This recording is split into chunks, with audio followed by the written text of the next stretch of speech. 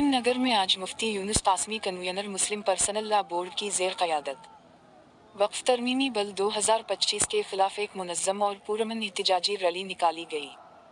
Rally کا آغاز صبح 10 بجے تلنگانہ چوک سے ہوا اور کلکٹریٹ دفتر پر افتتاح زد پذیر ہوئی، جہاں ضلعی انتظامیہ کو ایک احتجاجی یادداشت پیش کی گئی۔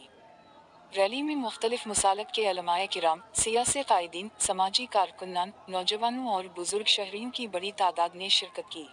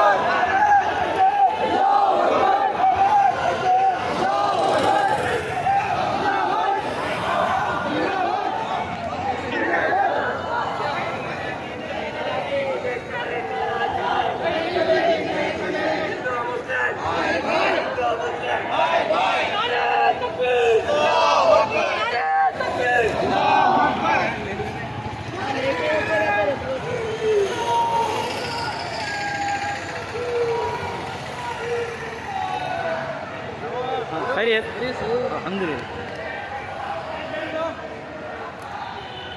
امام صاحب خیریت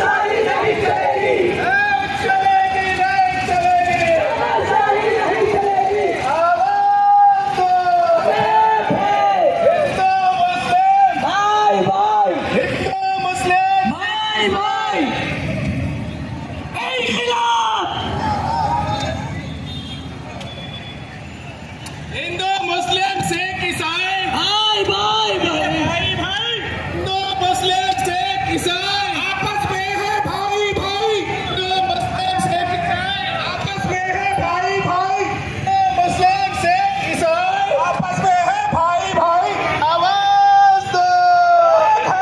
मोहम्मद अयाज को लेके आज करीम नगर लेवल पर एक बहुत बड़ी रैली वक्फ एक्ट के ख़िलाफ़ निकाली गई है, जिसके अंदर तकरीबन 3000 अफराद उम्मीद है शरीक हुए होंगे। और इसके अंदर तमाम मकादिबी फ़िक्र और तमाम दलित हजरात और दीगर सब के सब इसमें शामिल थे, और इन सब ने हुकूमत के इस बनाए हुए क़ानून के ख़िलाफ़ आवाज़ उठाई है। वक्फ़ अल्लाह ताला की एक अमानत है। मुसलमान जब वक्फ़ करता है उसका मालिक अल्लाह ताला बन जाता है। वक्फ़ करने वाला ख़ुद उसके अंदर किसी भी किस्म की तब्दीली तरमीम नहीं कर सकता। तो हुकूमत को कोई इख्तियार नहीं है कि वक्फ़ प्रॉपर्टीज़ के अंदर कोई कानून बनाए और उसको अपनी मनमानी के मुताबिक इस्तेमाल करें। हम सारे ही मुसलमान वक्फ़ के इस एक्ट की मुखालफत करते हैं, इसे रिजेक्ट करते हैं। हमारा यह एहतजाज उस वक्त तक जारी रहेगा जब तक हुकूमत ये कानून वापस नहीं लेती है। आज का ये जो प्रोग्राम है, ये जो रैली है, all India Muslim personal law board unit Karimnagar के तहत मुनाकिद हुई है।